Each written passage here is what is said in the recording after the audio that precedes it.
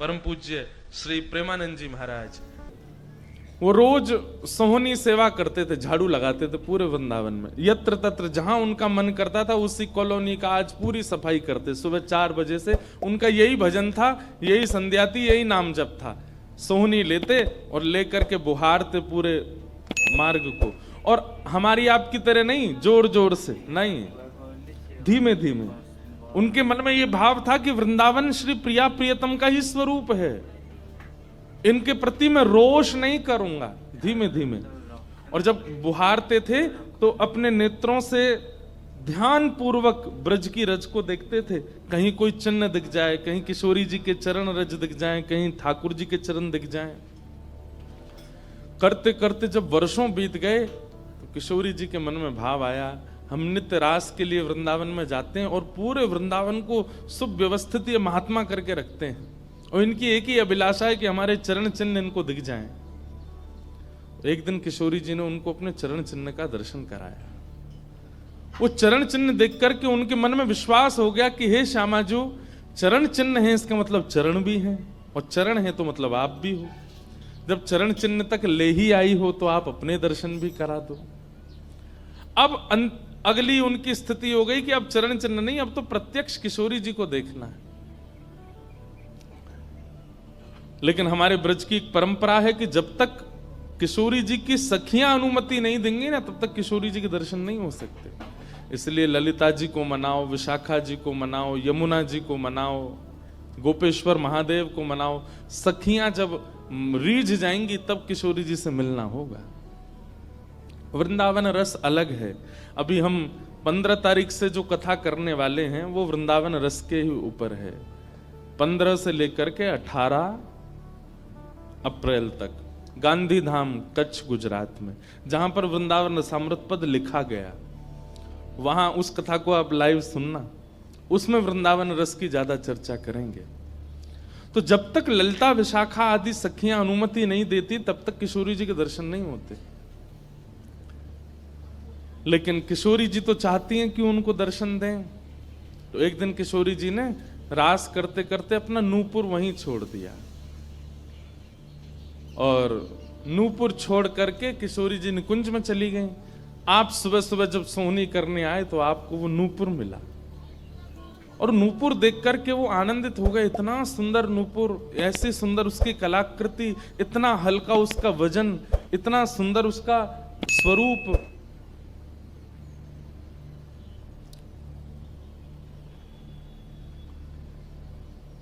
आपके मन में भाव आया कि कोई बड़े घर की लाली होगी, उसका रह गया होगा, मैं रख लेता हूं, कभी कोई मिलेगा मांगने आएगा कि भाई हमारा नूपुर दो तो मैं दे दूंगा। आपने वो नूपुर अपने पास रख लिया। नूपुर से दर्शन किशोरी जी ने कईयों को कराए। इसलिए वृंदावन में जब चला कीजिए ना, बहुत ध्यान पूर्वक देखते हुए पृथ्वी को चला कीजिए, क्या पता क्या मिल जाए।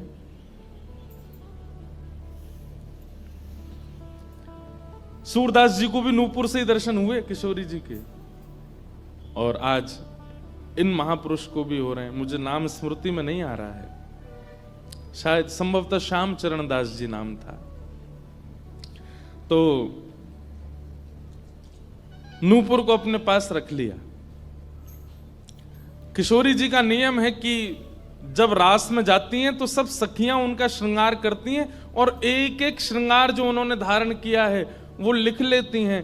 कानन में कुंडल पहने हैं, गले में ये हार पहना है, उसके ऊपर मोतिन की माला पहनी है, फिर गुंजा माला पहनी है, फिर नवलखा के हार पहने, हाथन में इतने कड़ूला पहने हैं, पैरन में पाजे।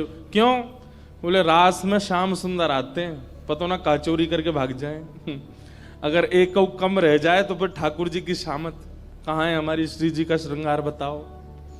इसलिए सब सखियां जो हैं किशोरी जी के सिर से लेकर नख तक एक एक श्रृंगार को लिख लेती हैं पहले, रास में भेजने से पहले।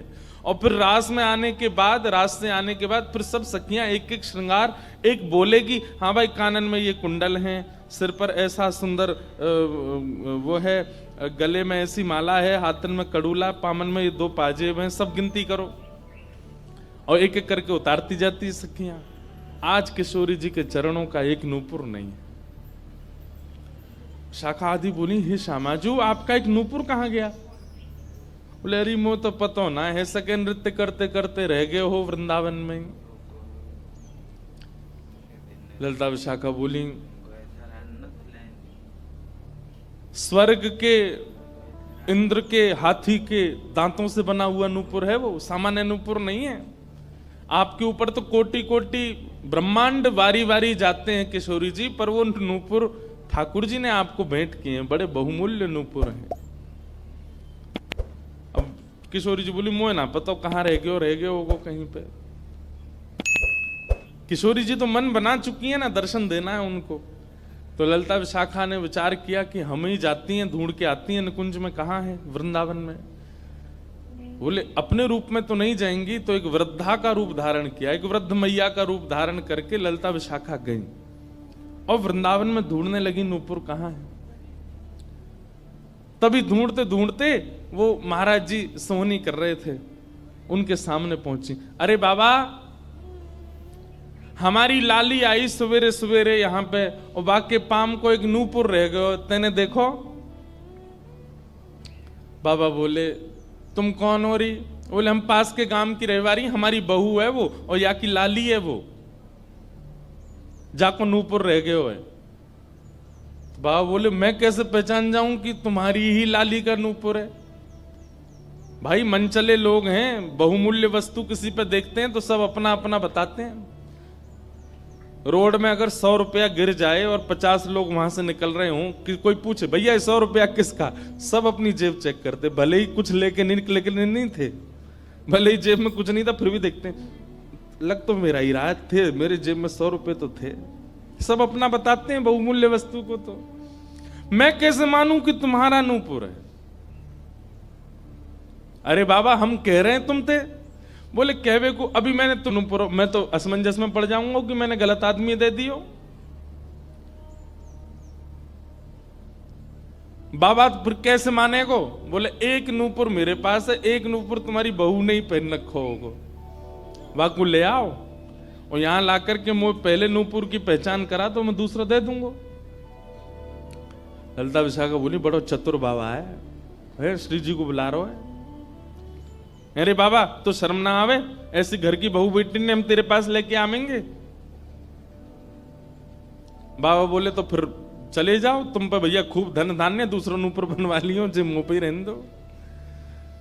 ललिता विशाखा बड़ी चिंता में लौट करके आई तो किशोरी जी बोली क्या बात है, आप इतनी चिंतित क्यों?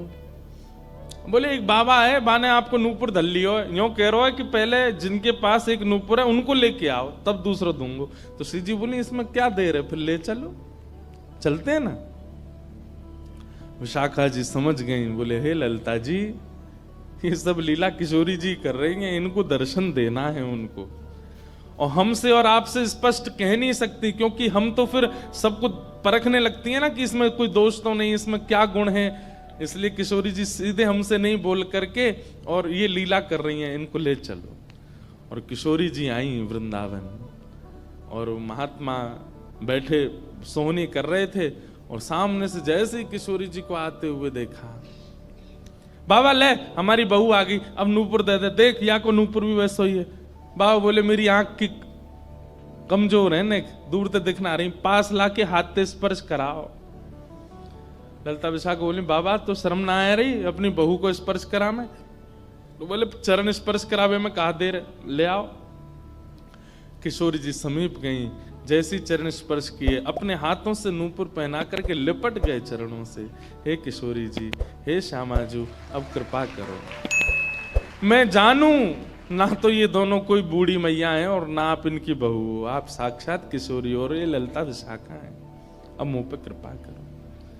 तो किशोरी जी ने उसी नूपुर से उन महात्मा के सिर पर एक चिन्ह बना दिया, अपने नूपुर का ही चिन्ह बना दिया और कहा बाबा अब जीवन भर ये छाप आपके मस्तक पर ही रहेगी, मेरे नूपुर की छाप।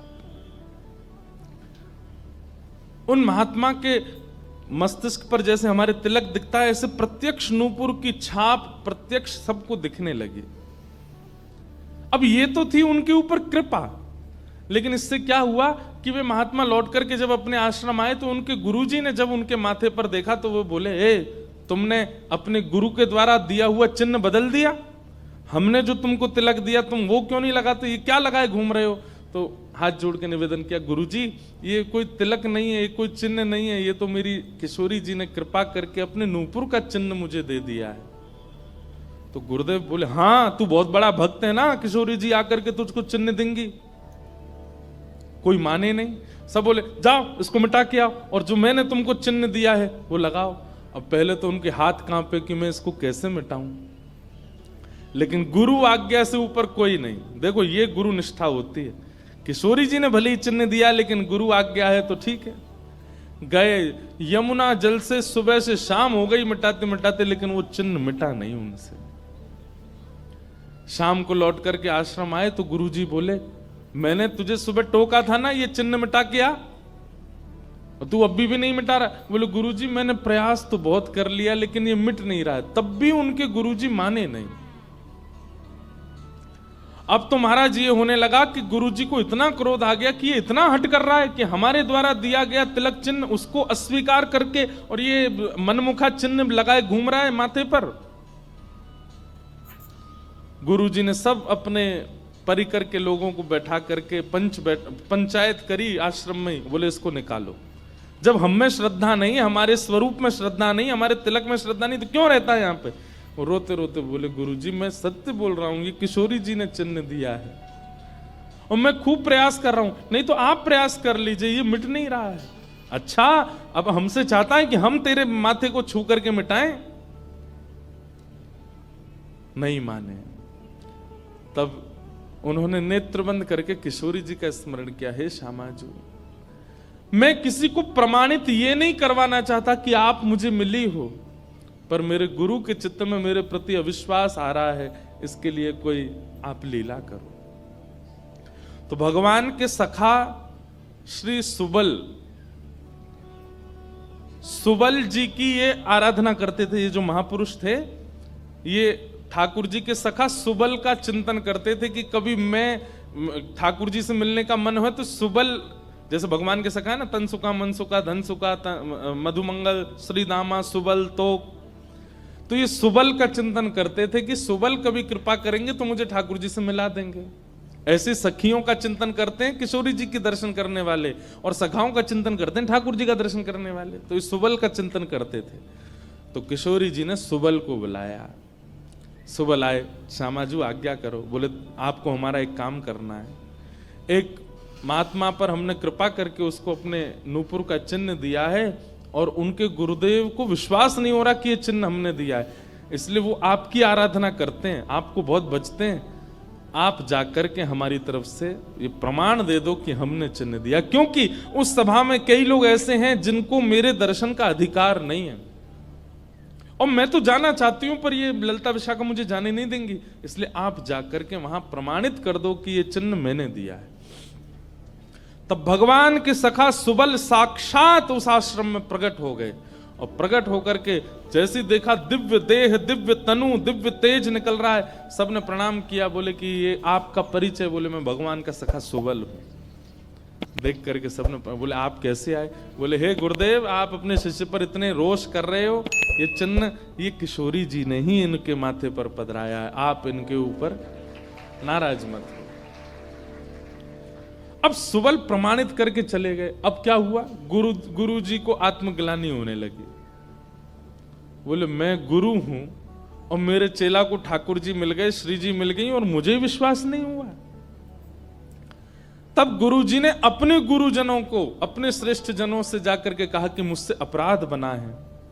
ठीक है, गुरु शिष्य के ऊपर क्रोध कर सकता है, उसका कोई दंड नहीं होता, पर किशोरी जी के द्वारा कृपा की गई, मैंने उस पर प्रश्न चिन्ह उठा दिया, इसका तो मुझे दंड मिलना चाहिए।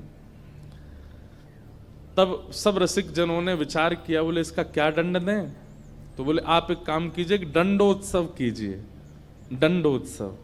बोले दंडोत्सव में क्या करना है। बोले आज तक जितनी तुम्हारे पास जमा पूंजी है सब संतों की, भक्तों की सेवा में लगा करके और आनंद से सुंदर भंडारा करो, सुंदर नाम संकीर्तन करो, सुंदर अपने घर पर एक उत्सव रखो और उसमें जितने महापुरुष आए सबको दंडवत प्रणाम करते करते सबसे क्षमा मांगो और फिर जब सब तुम्हारा धन संपत्ति अब तक जितनी कमाई वो सब संतों की सेवा में लग जाए, फिर उन संतों से कृपा प्रसादी मांगो कि आप सब मुझे क्षमा कर दो। इस प्रकार से दंडोत्सव करो।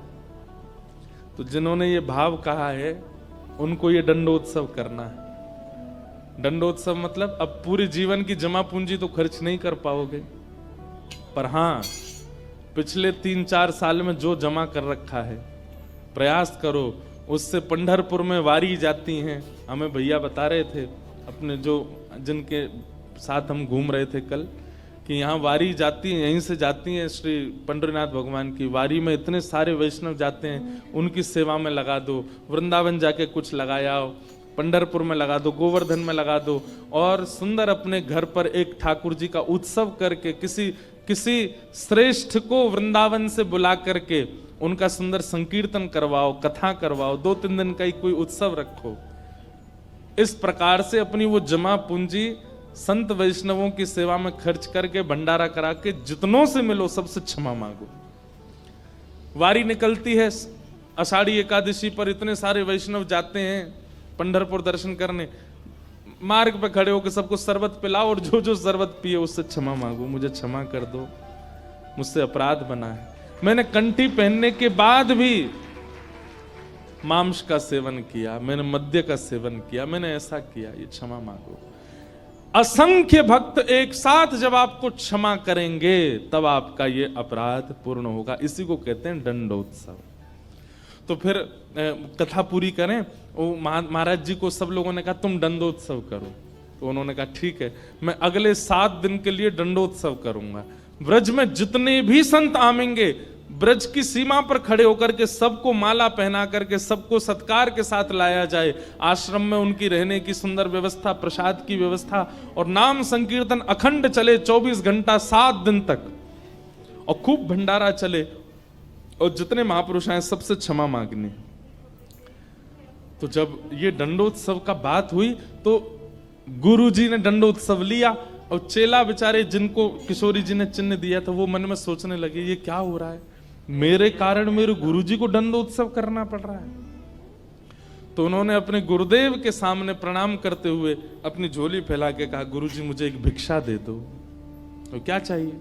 बोले जो दंडोत्सव आप करना चाह रहे हैं वो मुझे करने दीजिए, आप विराजिए, आपकी जगह मैं करूंगा, मैं शिष्य हूं आपका।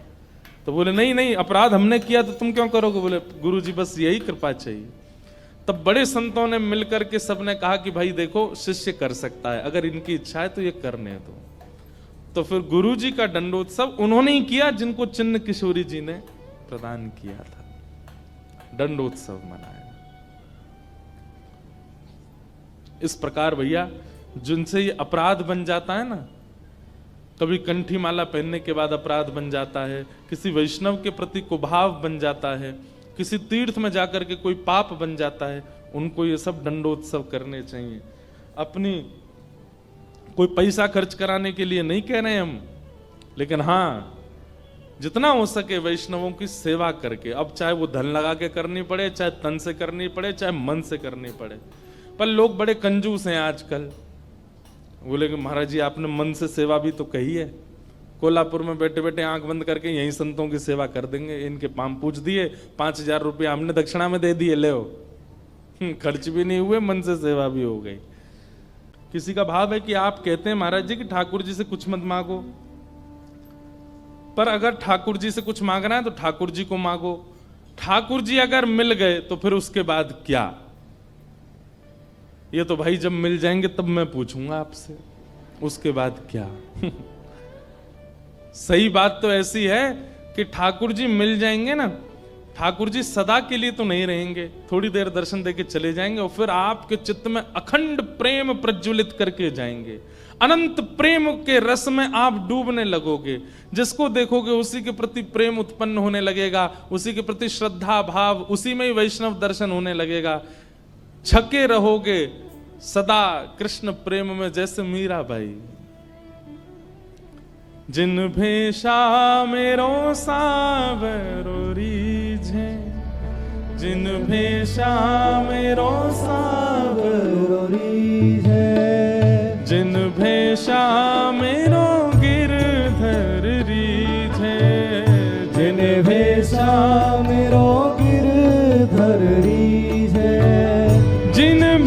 देवेशा प्यारो विठ्ठल रीझे, देवेशा प्यारो विठ्ठल रीझे, सोही भेष धरूंगी हो मैं तो सोही भेष धरूंगी। अरे हाँ मैं तो सोही भेष धरूंगी हो मैं तो सोही भेष धरूंगी। अरे हाँ मैं बैरागन होऊंगी, मैं बैरागन ओ बाला,